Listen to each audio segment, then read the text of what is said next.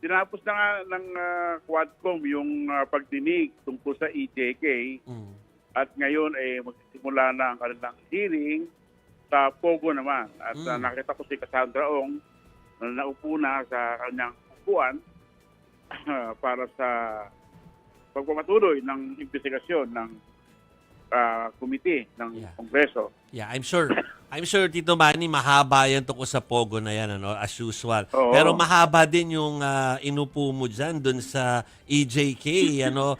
Para sa'yo, ano lang yung highlights nung iyong naobserbahan? Hindi nga ako natanong kaya naupo lang ako sa likod, no? Oo. Pero yung kasi may pagdinig mula kayo ng umaga hanggang ngayong mga mag-alas 6, nakatutok dun sa PCSO, no? At nababaon itong si dating Colonel Ruina Garma, no? Kasi may dalawang testigo na lumutang, isang Police Lieutenant Colonel na itinuturo si Colonel Garma na nag-utos para patayin ang isang retired general, si General Barayuga, no? Na dating PCSO Board Secretary. Tito Manny, dito naganap yan, sa Mandaluyong. Oo nga. Oo, sa Mandaluyong. No? Kasi ito raw si Board Secretary Barayuga ay tinututulan lang lahat ng galaw itong si General Manager Garma na i-award yung mga STL franchise dun sa kanyang mga kaibigan at kamag-anak.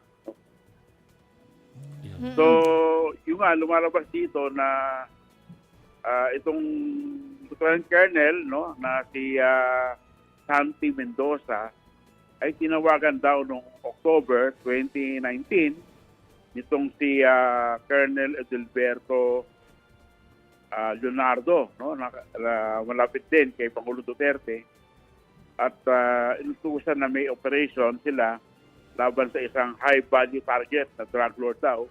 At ang tinuturo niya ay si General Barayuga, no? At dahil nagkaroon ng pandemic, na-delay yung operation at naisakapataran lang to nung bandang July of 2020. Para matuloy yung pagpatay sa General, si General Manager Garma ay binigyan daw ng kotse, issued vehicle itong si General Barayuga, no? Para masundan ng hitman. Yung hitman na si Loloy ay kinausap itong Lieutenant Colonel, no? Pamamagitan ng isa kanyang informant na si Nelson Mariano, no? At yung nga, biniyaran daw ni General Manager Garma itong hitman ng 300,000 pesos matapos na mapatay itong si General Barayuga. Ang problema, 200 lang yung nakuha nung hitman na si Loloy. Kasi yung 60,000 kinuha daw ni Mariano bilang parte niya, at yung 40,000 ibigay niya kay Colonel Mendoza, parang parte rin, no?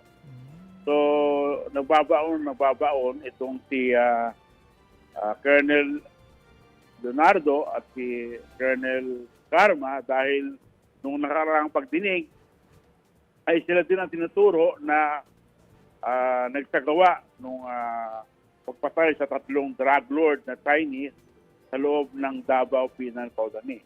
So dumadami na yung involvement itong dalawang police officer na malapit kay Pangulong Duterte, no? Na Tito Manny, para lang hindi maguluhan yung iba kasi baka yung iba hindi familiar dun sa mga names. So parang parang let's make a tree. Yung orders daw galing kay Garma, tama ba? Tapos tama, oo. Galing kay Garma. Tapos napunta kay Leonardo, tapos napunta dun kay Colonel Mendoza. Tama po ba?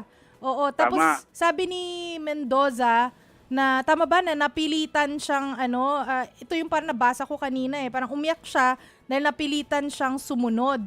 Bakit Correct. daw bakit exactly napilitan siyang sumunod?